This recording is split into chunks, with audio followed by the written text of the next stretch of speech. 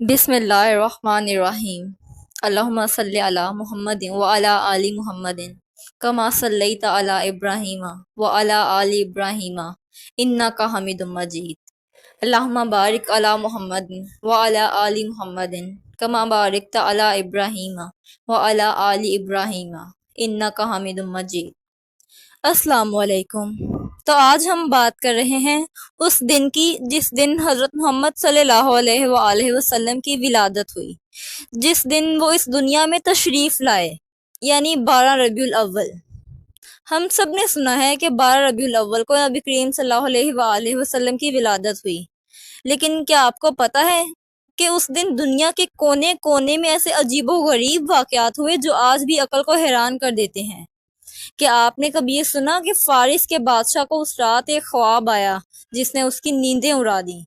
کیا آپ جانتے ہیں کہ دریائے ساوا جو صدیوں سے بہہ رہا تھا اچانک خشک ہو گیا؟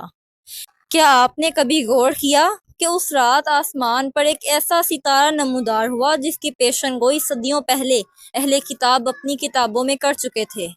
یہ سب کوئی اتفاق نہیں تھا، بلکہ پوری کائنات اعلان کر رہی تھی کہ رحمت للعالمین دنیا میں تشریف لا چکے ہیں۔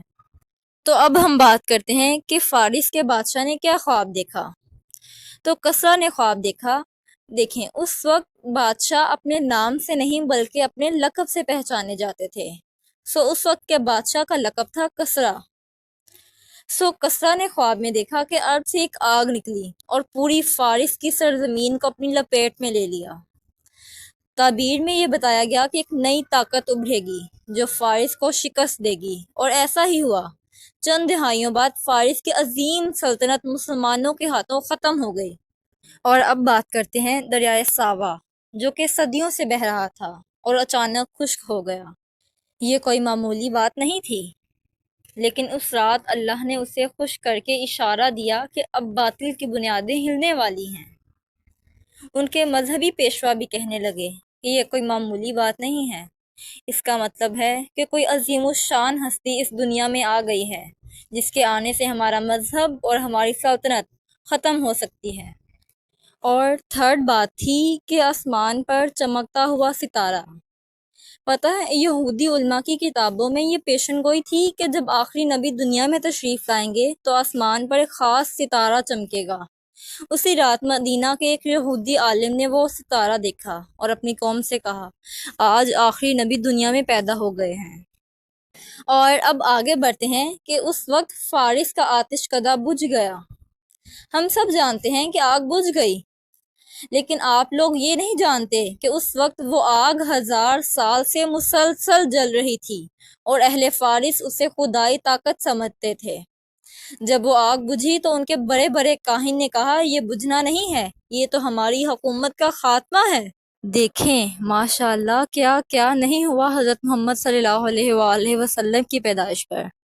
اور یہ سب صرف کہانیاں نہیں ہیں، بلکہ اس بات کا اعلان ہے کہ اس وقت بدلنے والا تھا۔ اور آپ کو پتہ ہے کہ کسریٰ کا محل بہت شاندار تھا، اس میں بہت بڑے بڑے برج تھے، مگر 12 ربیع الاول کی رات ان میں سے 14 برج گر گئے۔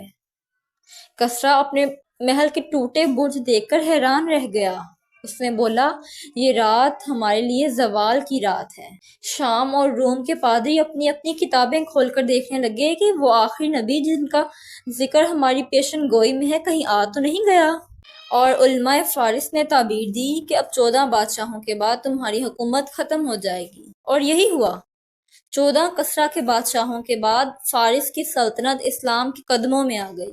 آپ نے کبھی سوچا ہے کہ اگر حضرت محمد صلی اللہ علیہ وآلہ وسلم اس دنیا میں نہ آتے تو آج ہم کس حال میں ہوتے؟